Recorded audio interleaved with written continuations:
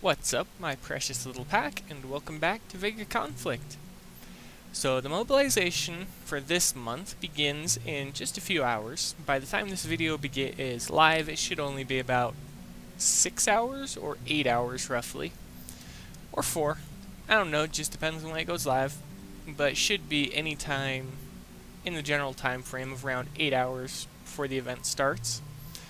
But I'm going to go ahead and quickly go over my recommended targets lists based on what players may want or need, and what I would recommend from the mobilization store, i.e. the tech I would go after just to help myself advance.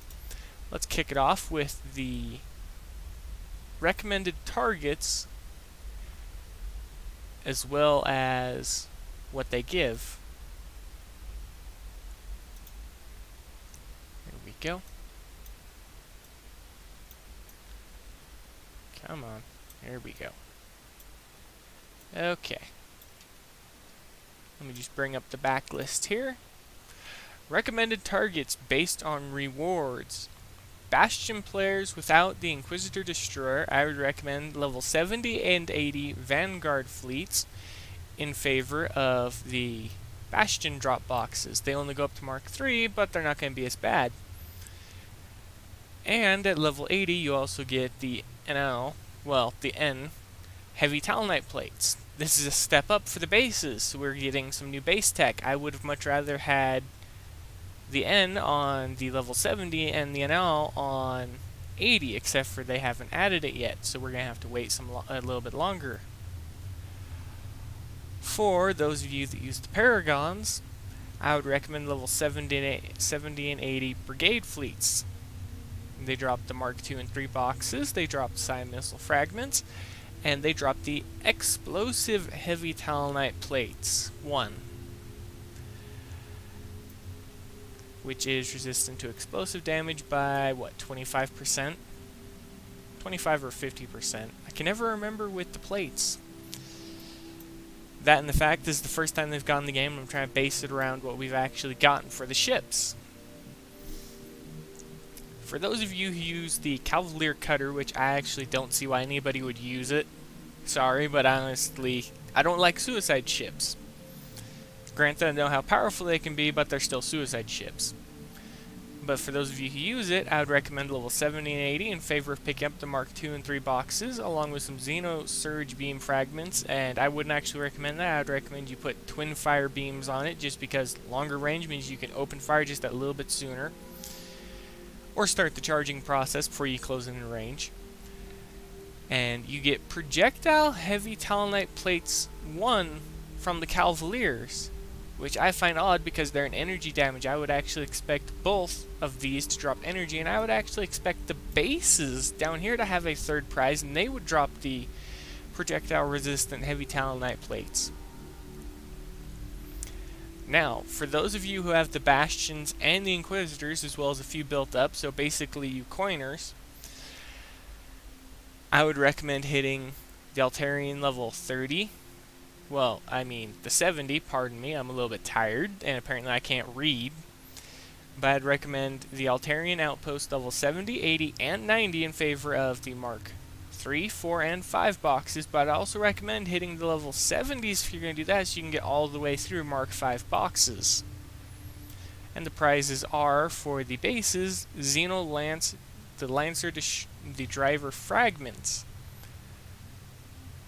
I actually don't even like the Xeno version of the Lancer Driver, just because it again has that slow speed that the other one has, and I mainly use my destroyers in fleet versus fleet, because if I'm going to do bases, I'm going to use the Paragon and use its super nuclear freaking bombs.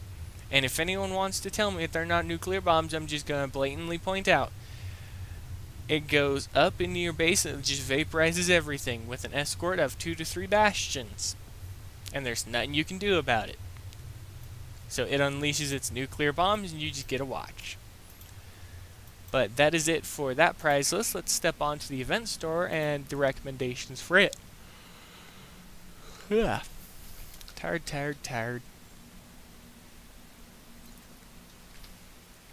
First off, before anything, I would actually recommend yeah. I would recommend you pick up the Phased Solenoid 3 blueprint at the price of 800,000 Intel. Next, I would actually recommend you pick up the Bastion Cruiser, which is the full price at 2 million Intel. After that, I would go for the weapons. Well, actually, I'd go for the thrusters first because you can use them on just about anything, and they don't actually reduce your overall strafe speed. And they have no weight requirement, which is a benefit. But the Zephyr Thrusters blueprint, level 3 at 800,000 Intel. Next up, we're going to go down a little bit further. We're going to go after the Epsilon Echo Cannon level 1 and level 2 for the price of 600,000 Intel, but you're actually going to use them for different fittings, so I'd recommend picking up both. Below that, I would recommend you pick up the Resonant Armor level 2, the blueprint, at 400,000 Intel. Okay. All of that is going to cost you 5,400,000 Intel, and that's not counting resources if you need them. Your prize list may actually vary and differ from mine, but this is just the tech I recommend based on how I play the game. The added cost of the resources is actually 8,105,000 Intel. But that's literally it. That's the prize list. Now, on to the second part of this video. I actually have something interesting. Well, it's actually based off the previous video. Alright, now on to something I've been thinking about. Similar to the last video about how repair times can be balanced slightly for all involved, but try to ensure a high base cost to repair fleets with coins, this idea is around the gating system. Now, this isn't a change to the gating system as it is, just a refinement to improve how it works and ensure slightly more balanced fights. The idea is a tiered-based combat system over the already in-place gating system. Now to actually explain it, this is going to be fun. Okay, how it works is actually simple once you think it over once or twice. First, it is based on the tier and number of ships in a fleet. Well, mainly just the tier of ships in the fleet. So let's say you have all tier 1 ships in the fleet, then it would be classed under combat tier 1 and could not fight tier 2 fleets nor be attacked by tier 2 fleets. Now if you add a tier 2 fleet to the tier 1 fleet, it would be classed as a tier 1 tier 2 fleet. And what that means is the fleet can meet other fleets controlled by the players with tier 2 ships around their level, though the normal gating system would apply. The same applies to each tier, so let's say you have all tier 6 ships, then you wouldn't be classed into tier 6 combat, and you'd be classed into tier 6 combat, and you would be limited to tier 6 combat in turn. So you won't be bullied by tier 7, but you can't bully tier 5, 4, or attack tier 7, or basically anything but tier 6. Basically, if you have a tier 7 ship in a tier 5 fleet, then tier 5 can attack you because it is a mixed fleet. And how does tier 6 come into this fight? Well, they can't, because they can't attack tier 7 or tier 5. Unless they have a tier 7 ship with them, or a tier 5 ship. Basically, this system is meant to break up how bullying works and force them to fight their own tier, or around their own, around their own level. And in the game as it is right now, there would be 7 combat tiers. Tier 1, Tier 2, Tier 3, Tier 4, Tier 5, Tier 6, Tier 7. And it actually corresponds with the actual tier of the ship. Tier 1 through 7, I'm not counting the half tiers because I count them as part of that standard tier because they use parts from that tier to upgrade. It may seem confusing at first, but just think over once or twice. And you should know the combat tiers and how they work. And yes, this would mean that mixed fleets would be shown as 1, 2 by the attack fleet and stuff like that. And how you would have each tier in the fleet, but that means that you could be attacked by those tiers. So if you have a tier 1, 2, 3, 4, 5, 6, which is all 6 ships, you could be attacked by a tier 1, 2, 3, 4, 5, 6 based on their level. So if you're level 70, they're level 60, they could attack you because 10 above, 10 below, level 60.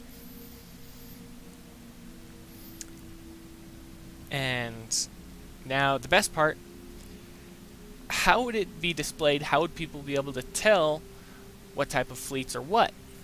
Well, it would actually be right by the level. So where it would be displaying the level when you're out in the sector, not in your base, because in your base there's no level because they're docked right now and they don't have a level technically.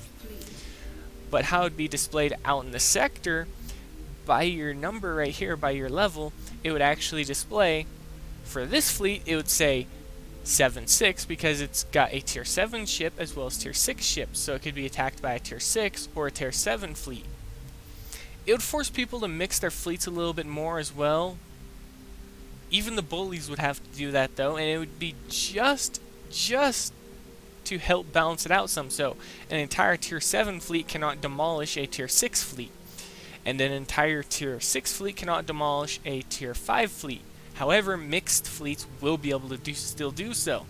So if someone wants to, they could take 5 Altarian ships and a tier 6 ship, and they could attack tier 6 players, but they would be based around the PvP, as it is right now, the gating system.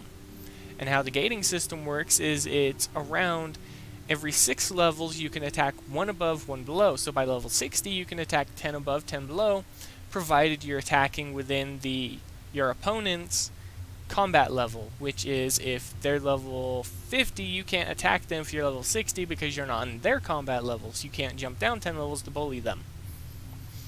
But that's basically how the combat tiered system that I thought of worked. Now, do you think that a system like that would help reduce bullying in the game and things like that? Now, bases, if anyone's wondering, they wouldn't be classed as anything, so they would still be bullied, and that's a large problem due to the Paragons right now. But I may think of a separate system just for bases later on that may actually bring them back into their own and make it so people have to think how to fight bases instead of just saying, let's cram all alien weapons on this ship and just go destroy everything in this base. But let me know what you guys think of the idea, the prize list, things like that, typical things to ask. If you guys have any questions about the gating system, or if you have any questions about how the gating system reworked, the concept idea I just recommended, the combat tier system would work, if I didn't explain it well enough, simply ask below and I'll explain it further. But that's going to be it for this video, everybody. If you liked the video or any of the content from the video, feel free to leave a like, comment, and subscribe for more. And as always, everybody, I'll see you later.